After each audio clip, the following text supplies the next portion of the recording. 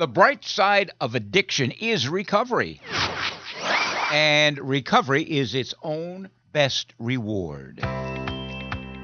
Hi, everyone. I'm Neil Scott. Nice to be back with you once again. If you're new to our podcast, we welcome you.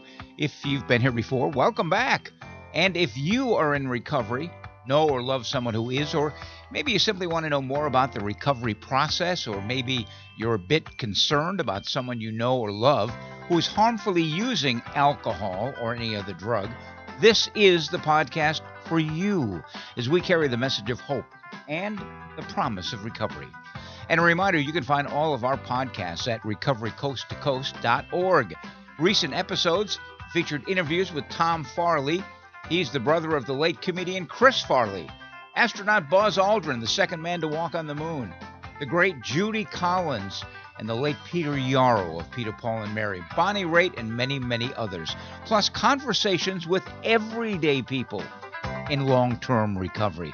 They share their story, their insight, and their path.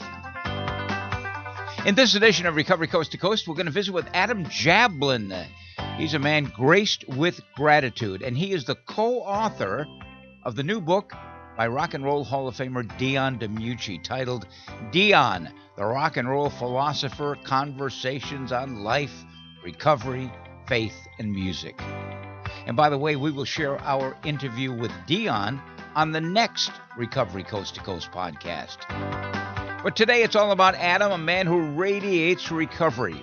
Here's a quick clip from today's podcast. Recovery means to me today that is my deepest and most profound relationship that I've had. It's given me friends and family that I've never been able to imagine that I would have. It's given me sources of pain and fear that I never thought I would experience. It's been a refuge. It's been there for me every step of the way. My recovery today is 100% based on my relationship with God, the divine forces, invisible forces, the universe, whatever is going to make that person understand me, but is the backbone of everything in my life. And without my recovery, I have nothing. My conversation with Adam Jablin, co-author of the brand new book titled Dion, the Rock and Roll Philosopher, Conversations about Life, Recovery, Faith, and Music, is coming right up. And we'll conclude our podcast with some wonderful closing words of recovery from another Rock and Roll Hall of Famer, Eagles guitarist Joe Walsh.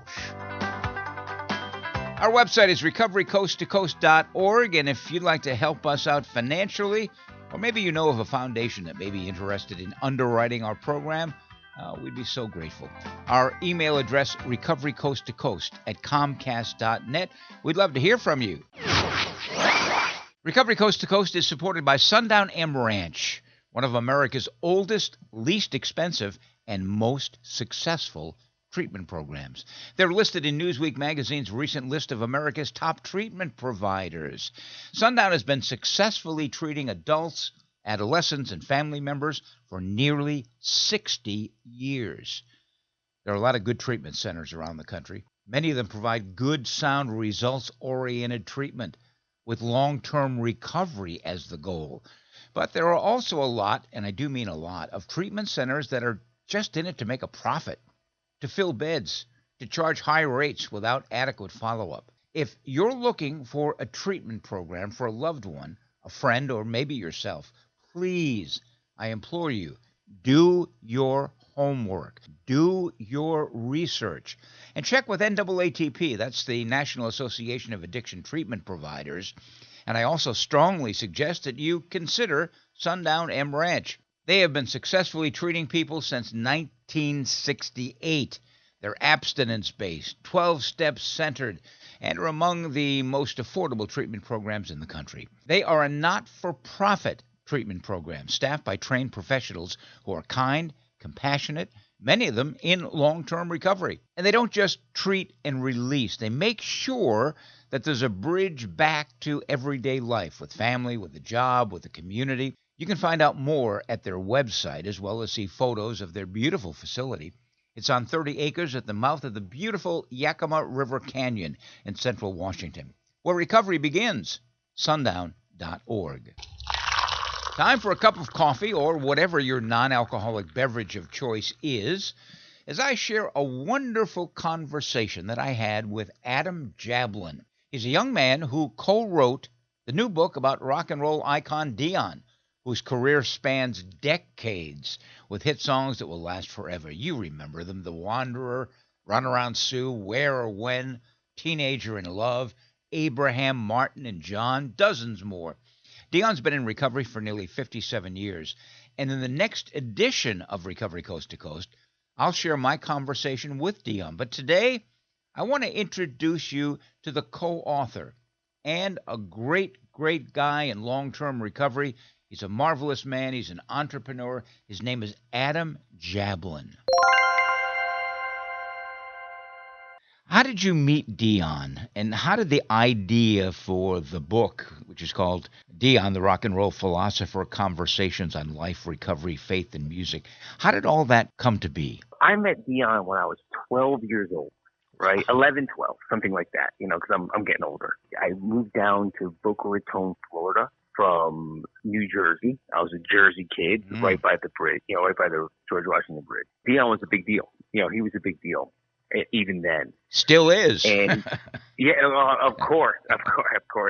And look, Dion was really my dad's generation. My dad had 3 8-tracks at the time. He had Johnny Cash's greatest hits. He had Elvis, though, when he wore all in black. And he had Dion's greatest hits. When I moved down here, right around that time, 1985, 86, these movies like Stand By Me, La Bamba, they were all coming out, and there was a revival of the music. So when Dion came to play at our school, I knew it was like a really big deal. I was the only kid, like, from the Northeast. You could hear, like, I guess my Jersey accent. And I was just, I ran up to him after, and I was just obsessed with him. I was asking him questions, and this, kind of like tied to his leg. Well, fast forward, and I'm 30 years old. I leave rehab. I'm an alcoholic and an addict. And my very first meeting I walk into, and Dion's there. Wow. And I walk up to him slowly, and I'm nervous, and I'm anxious, and you could hear the voices in my head. Stop it. Don't go introduce yourself. He's going to think you're asking for an autograph. And I walk up to him, and I'm like, hey, Dion, and my name's Adam. He could see I'm nervous as could be. Imagine my first meeting out on my own after rehab. And this is the first person I'm meeting. And I'm like, I got you remember, but when I was a kid, you came and you sang for us and you talked to us. And he goes, oh my God. He goes, you're that kid? You're that precocious kid? And I'm like, yeah. I'm that kid. He's like, I remember you like yesterday. He's like, so what's going on? I'm like, oh, this is my first meeting. And he passed the seat next to him. He goes, here, have a seat. Have a seat. Welcome. And he welcomed me into recovery, and he took me under his wing that day. You can call it sponsoring and mentoring, but we'd go out to lunches, and, he raised me. He raised me as a man, as a sober man. Years later, it's 2020, and COVID happens, and we're still going to our meetings, and we're going to lunches when we can, and we're wearing masks. And I just said to him, he had, again, a profound teaching for me, profound wisdom. And I just looked at him and I'm like, I really wish everybody could hear these conversations. I really do. I wish my parents could hear them. I wish guys in the room could hear them. I wish my kids could hear them. And he looked at me like really interestingly, just kind of like, he goes, well, what if we like started like writing these down and maybe wrote a book? And I was like, yeah, sure. I would, I'd love it. I'd love it. And it started very slowly, story by story, lunch by lunch, dinner by dinner, hangout by hangout. We were jotting these stories down. And in a few short years, it was a labor of love. We were able to create this book. It's amazing because when you say, you wish people could hear the stories, this is my 50th year in the field. I'm not too much younger than Dion, a few years, but not much. I was a rock and roll disc jockey. I played Dion's records back in the early 60s. Looking back in all of that, when I would go into the 12-step rooms and I would hear the stories, and they would be so powerful, Adam, and I'd look around and there were like 10 or 15 people there. And I think, Everybody needs to hear these stories.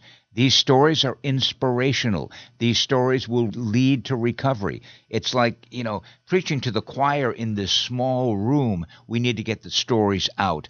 So I've been doing recovery coast to coast now for well over 20 years. I do a lot of things with prominent people in recovery, like Dion, like Bonnie Raitt, Buzz Aldrin. I did an interview with Betty Ford when she first got out of treatment. I've been in this field for a long time. But the average, everyday people stories. And I tell people, you're welcome to come on the program as long as you've been 1 year in continuous recovery. And I want to know, basically what it was like, what happened, and what it's like now.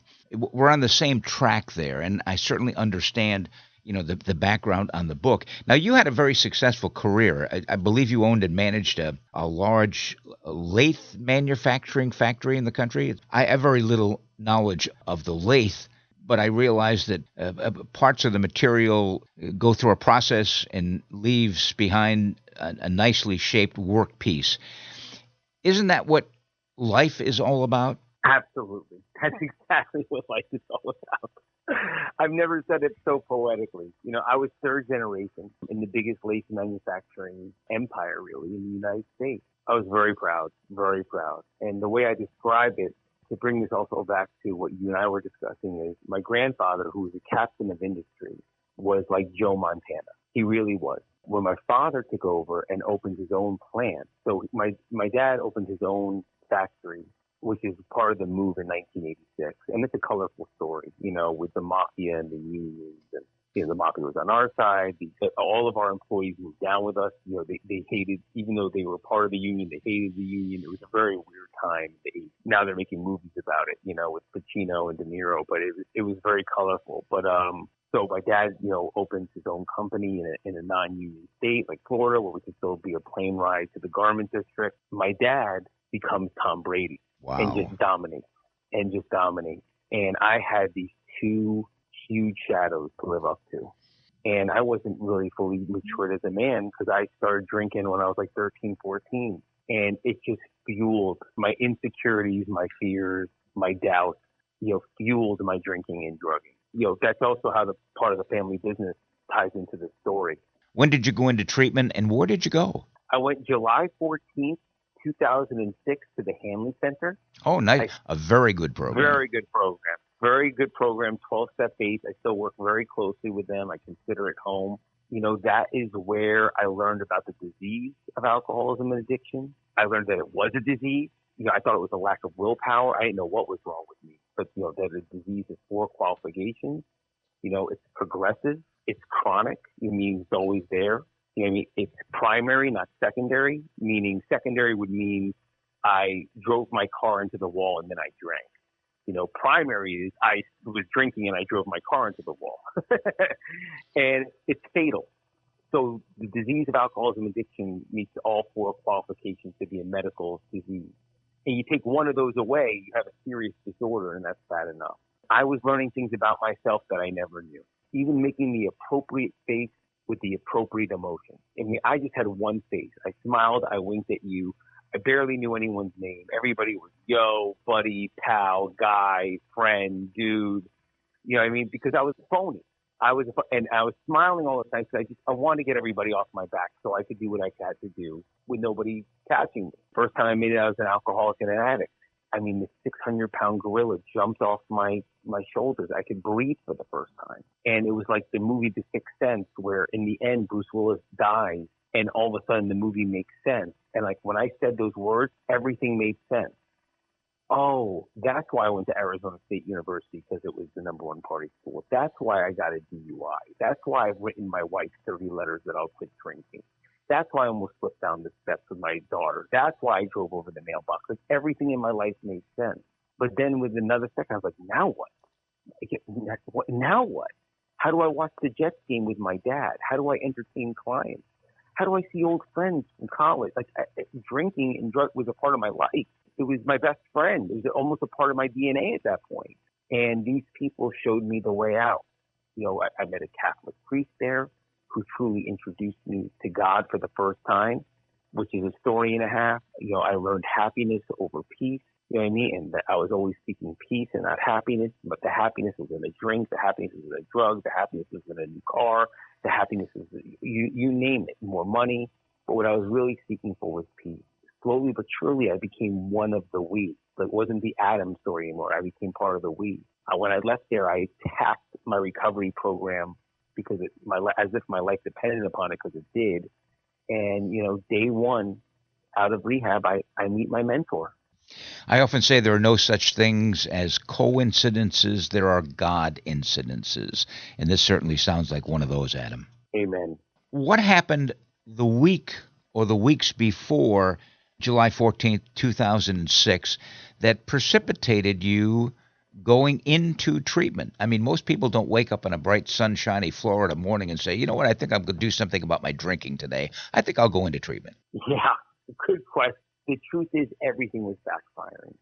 And my perfect mask, my charisma, my looks, my body, it wasn't working anymore. And my head was getting really dark, really, really dark. And we just had a baby. My daughter was born 6 months before I got sober. And I really thought having a child would be such a motivation and such inspiration that I would be able to put down my ways. Because I didn't even know I was an alcoholic and an addict. So I thought an alcoholic was a bum unshaven in Manhattan that hasn't showered in 3 months, petting a cat that's not there and mumbling to himself with a brown bag full of whiskey. And I thought an addict was, somebody that was in the ghetto with a needle in his arm. I had no idea what I was. Slowly but surely, those 3 weeks, I was just getting darker and darker, and all the pills and the chemicals from the pills were mixing with my mind, the booze. About 3 or 4 days before I got intervened, my wife and I got into the worst fight ever. Never physical. Never. I still was always a gentleman, but I just saw black, and I was black. It was really like a possession. Nothing was real and nothing made sense. What was the purpose of life? That my daughter's not making me, you know what I mean? I thought this little girl was going to be my sanctuary. I thought it was going to be sunshine and rainbows and Disney World and cotton candy, and it's sleepless nights and baby monitors and baby formula and constantly worrying. Everything just went dark. Sports are rigged. Politics are full of shit. The world meant nothing to me. And I went into like an alcoholic rage, just like, and not breaking things, but just like, I didn't want to see anyone, talk to anyone, look at anyone. And then about 3 days later, the day before my intervention, it was almost as if there was an exorcism, because I didn't talk. This thing just lifted. And I was like, why am I so upset? Why am I so, what's going on with me? And I was exhausted. I wasn't sleeping. That night I walked over to my baby's crib and probably said my first real prayer ever, just saying, God, like, please help me. Like, help. Like, I can't live like this. And the very next day was my intervention. So prayers are answered. Who organized the intervention, Adam?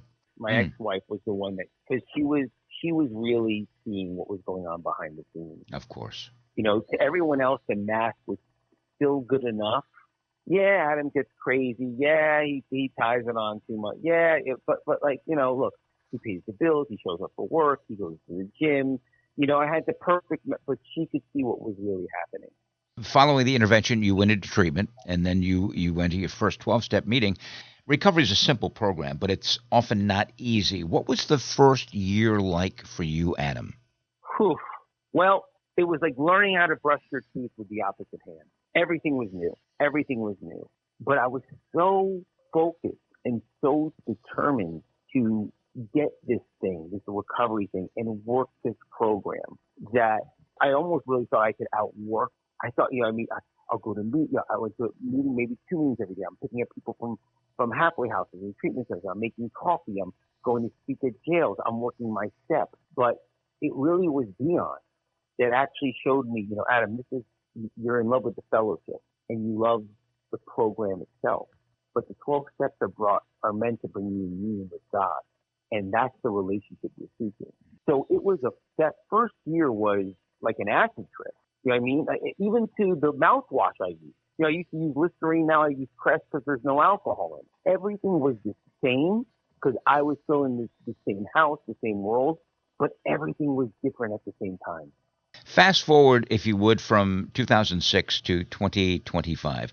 How is your recovery Sure. different today than it was when you came into the rooms? The beautiful thing about my recovery today on the outside is it looks the same. On the outside, it looks the same.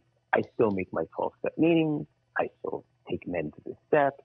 I still meet my mentor 2, 3 times a week.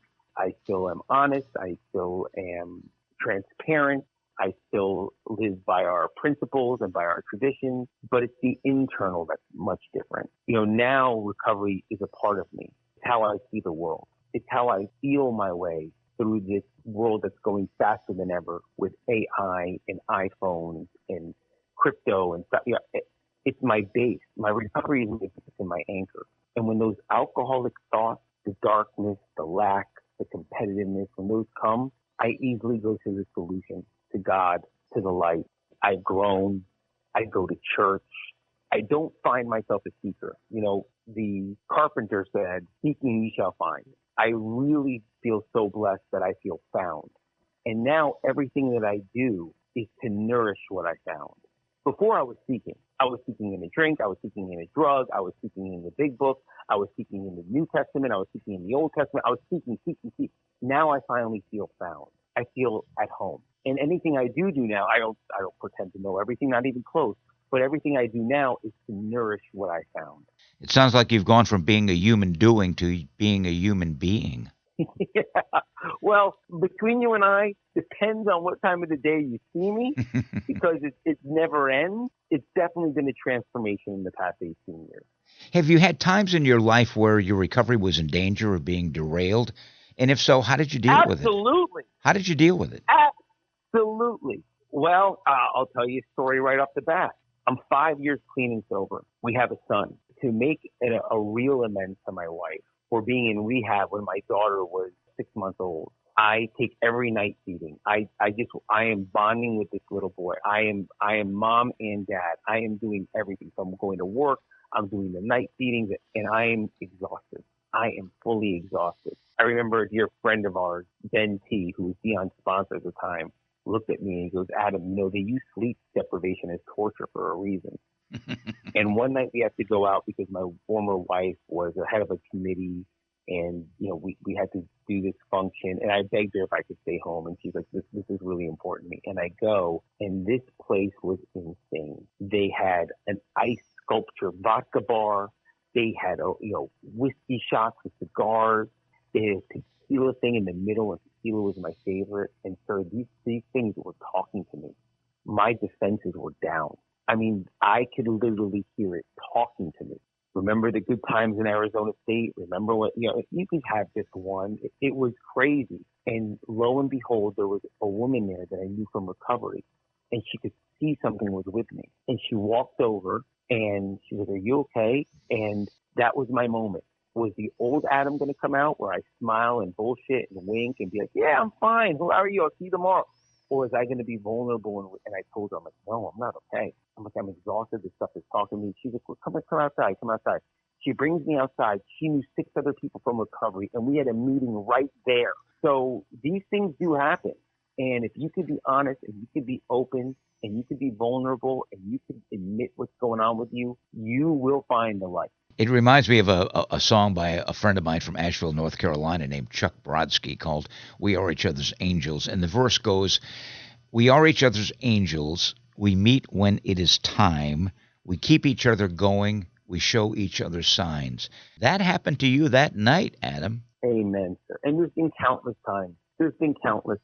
And look, here's the truth of it, too. Sometimes I don't necessarily know if I would have ever picked up a drink or a drug, but my behavior would have looked very alcoholic. I think what has happened for me, which is just as dangerous, is that the disease knows I can't get him that way. I can't get him to drink. I can't get him to drugs, but I can get him to act like an angry ass and ruin his relationships. I could get him to think only about himself and consume himself. The disease knows my disease knows how to transform and manipulate itself into different forms to still attack me, to get me on my knees. But I think it actually even understands I'm not going to get this guy to drink and do drugs again.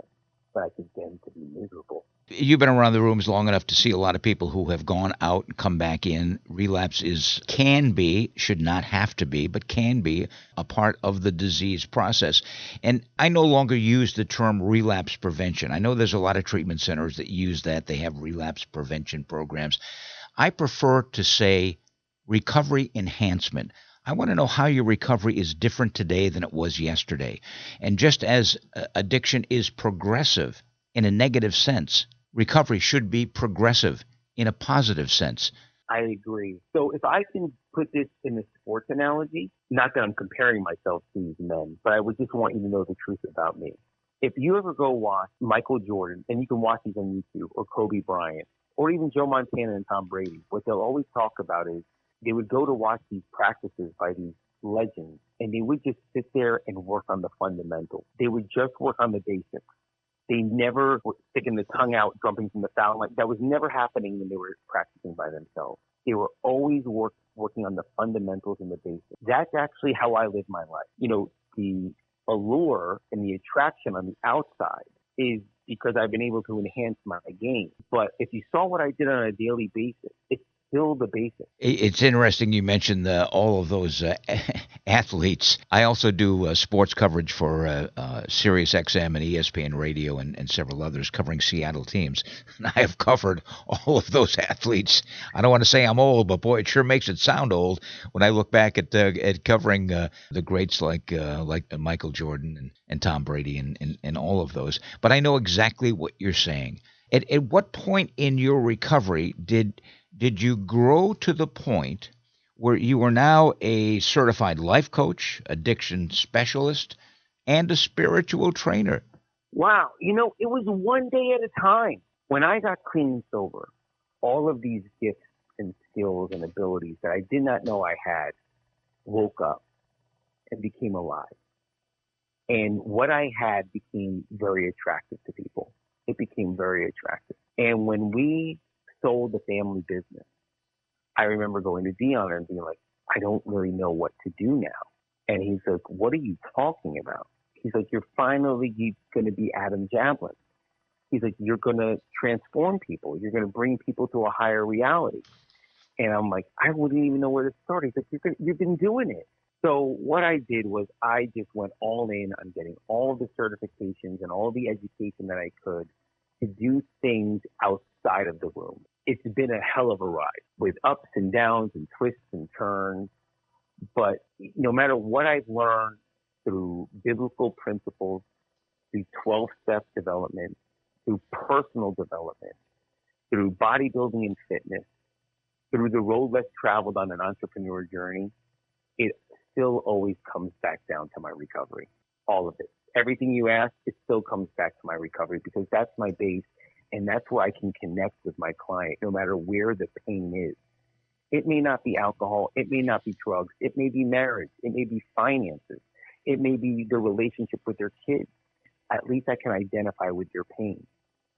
And now when we have a common language and they trust me, they trust that I know the way out. In one of your videos, you said that there is no pain in change and that pain is really the resistance to change. Can you elaborate on that? Absolutely. Absolutely. Because look, I go through it daily. You know, sometimes these videos, these things I make are for myself, but there really is no pain in change. If you really, really think about it, if you need to do something different in your life, in your finances, in your relationship, and where it's just a matter of being that person. It's a matter of just changing that behavior, right? There's a resistance in your head, and that resistance is going to sound like fear and like you don't know what you're doing, you don't know how, you don't know what this is going to look like, what are they going to say, what are they going to think, but it's all in your head. The actual change itself, there's no pain. Tell me about the importance of accountability in all of this. I believe it's one of the cornerstones because being accountable to a person, to a loved one, to a group, to a mission, it keeps you responsible. It keeps you responsible, able to respond. When you can be accountable to somebody, you can grow trust there. And then you also have no secrets. So people are checking on you, you're checking on them. Accountability is a two-way street. That's why I tell my clients a lot too. I let them understand they're not going to be just accountable to me. I am accountable to them. But somebody taught me years ago, this wonderful man named James Lehman. And I remember him telling me, when you stop being accountable and you stop doing the things that you say you're going to do, you are on your way out to a drink. You say you're going to speak at a meeting, you don't show up to that meeting. You say you're going to call somebody, you don't call that person. You say you're going to be at that party. You are slowly but surely walking yourself back to a drink. So accountability is one of the cornerstones of any healthy lifestyle. And another cornerstone certainly would be spirituality. And as you said, and we all have spiritual muscles, and we need to use them. Amen. These spiritual muscles, they're right underneath the surface, but they can be worked just like the physical body. And there's many different paths to spirituality. There's the religious path, the Catholicism, Judaism, Buddhism, but still, these are beautiful structures to develop your faith. They really, really are. Spirituality, it basically also means not physical, not material. So there's prayer, there's meditation, there's camaraderie, there's a spirit on the team. With where you and I got well, it says the spiritual malady must be healed first, and then the mental and physical will follow. Not, stop, the physical will get well, and then the spiritual and the mental will follow. The spiritual malady. Alcoholism and addiction is a spiritual disease.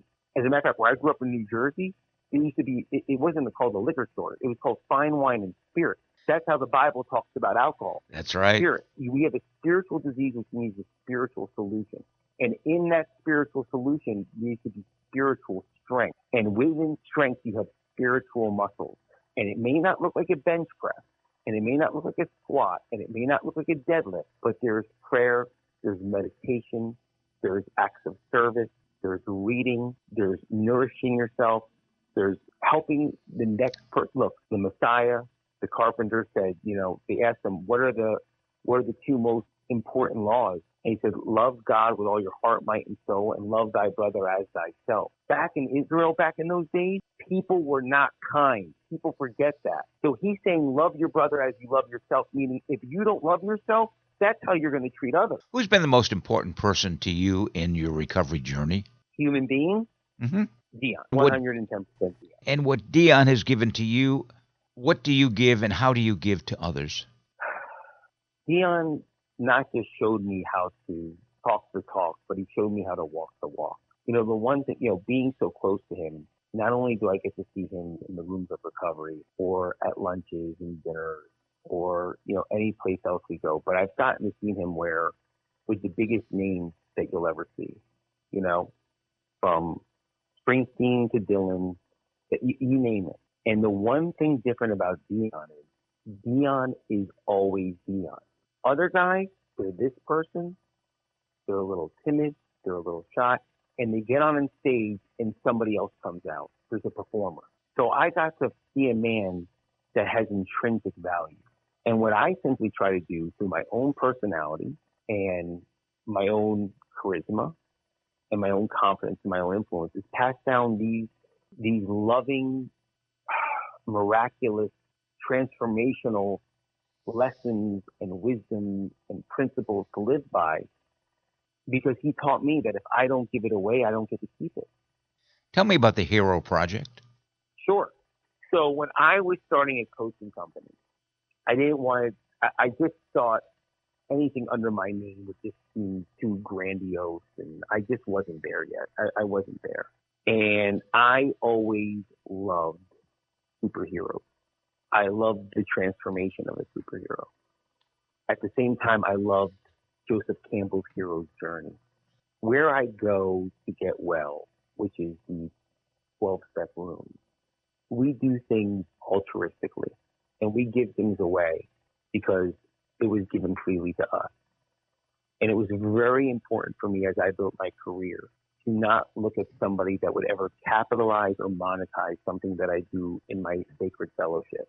So I needed to reinvent a formula in which I could take principles of my fellowship, but also the sacred hero's journey that every single person's on, also the languaging and the lessons and the modalities of personal development, Also, the lifestyle and physicality of bodybuilding, fitness, and taking care of the vessel. I call the body the vessel, the physiology to get it into a certain state. When you put those things together, now you have emotional control. You can actually take care of your emotions.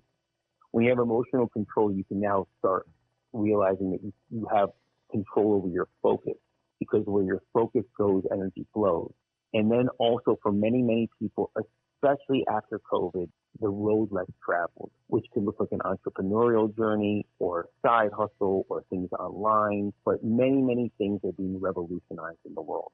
I look at every client as a project. When I'm working with somebody, it's not a program. It's not, okay, this is the Adam Jablin program, and these are the 10 steps you'll follow, and I don't care what creed you are, what race you are, what gender you are, you're going to do this and it works. No.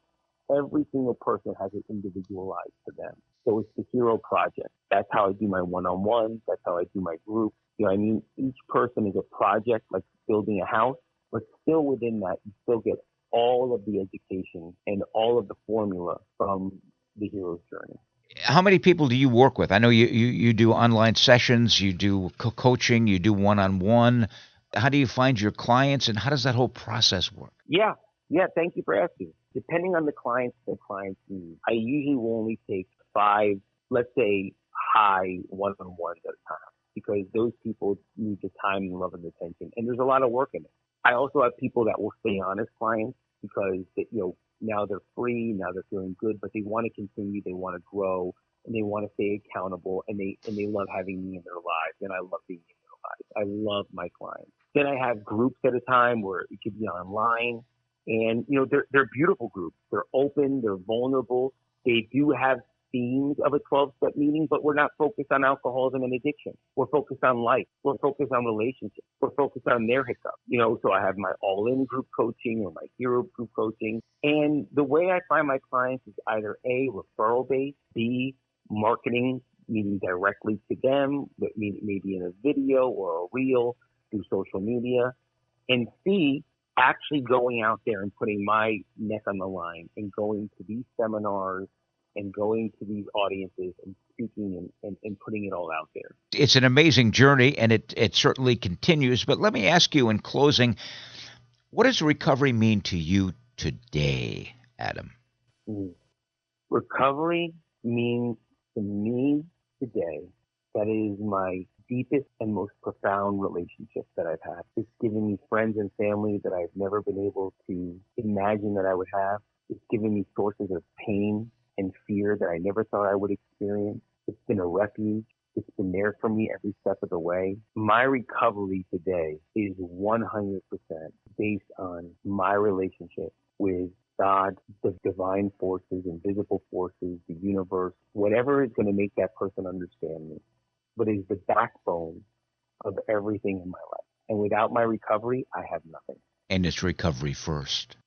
Amen. If listeners want to find out more about Adam, you can go to Adam Jablin, Jablin, adamjablin.com. There are courses, information on coaching, speaking, all sorts of things. And in the book, again, I want to get back to the book, which you wrote with Dion, which is called Dion, the Rock and Roll Philosopher, Conversations on Life, Recovery, Faith, and Music. And Adam, I believe recovery is its own best reward. And you, sir, you have been greatly blessed. Thank you, as have you.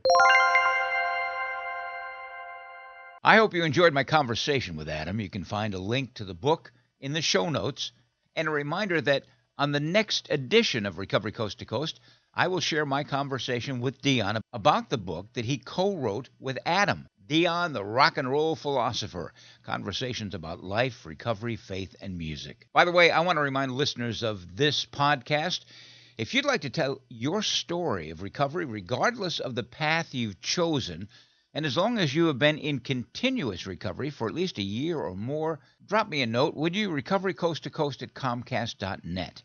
Now, coming up next, some heartfelt thoughts on recovery from another member of the Rock and Roll Hall of Fame, Eagles guitarist Joe Walsh. That'll be in just 30 seconds. She has always been your baby, but when your daughter got into drugs and alcohol, she turned into a stranger. What do you do? Where do you turn?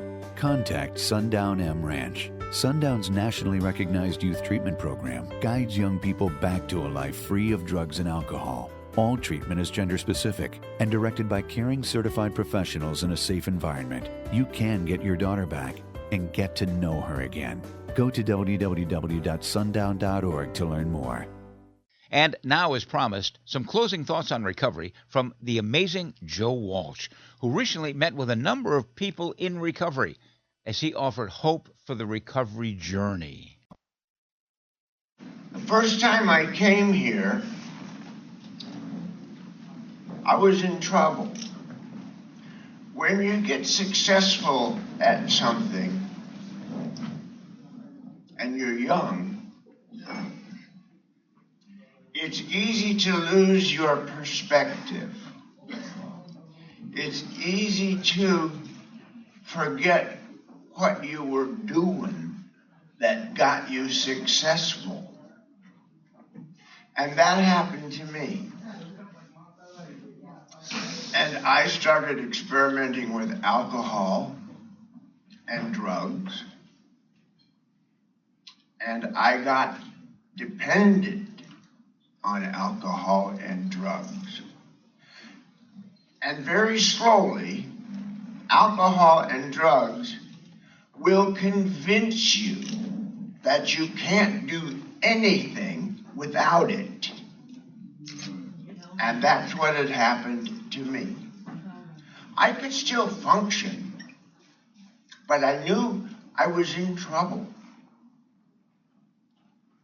And alcohol and drugs were eating a hole where my heart was, and where my family was, and where love was, and caring about anything was. Alcohol and drugs was eating away at that. I want to leave a message for people who might have a problem themselves, that there is life after that, and it's good. And you can get there. And here's what you have to do.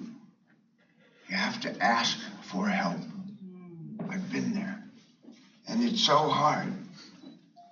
But maybe I can just be a light in the darkness for you to know that there is hope. It can be done. And life is so good afterwards once you get yourself back. Thank you so much for my life and my family. And I wish you all the best for yours. God bless us all. And thank you. Well, that wraps up this edition of Recovery Coast to Coast, the national podcast. If you've enjoyed our podcast, please share it with at least one other friend. You can find all of our podcasts at recoverycoasttocoast.org. If you'd like to get in touch, our email is recoverycoasttocoast@comcast.net. And please hit the subscribe or follow button. It's free, and you'll be notified the next time we publish a podcast. If you're considering treatment for a friend or a loved one, maybe even for yourself, be sure and visit the NAATP.org website /AID. That's the Addiction Information Directory. It's a listing of those treatment programs that adhere to strict ethical guidelines. One of them is Sundown M Ranch, but there are thousands of good treatment programs around the country.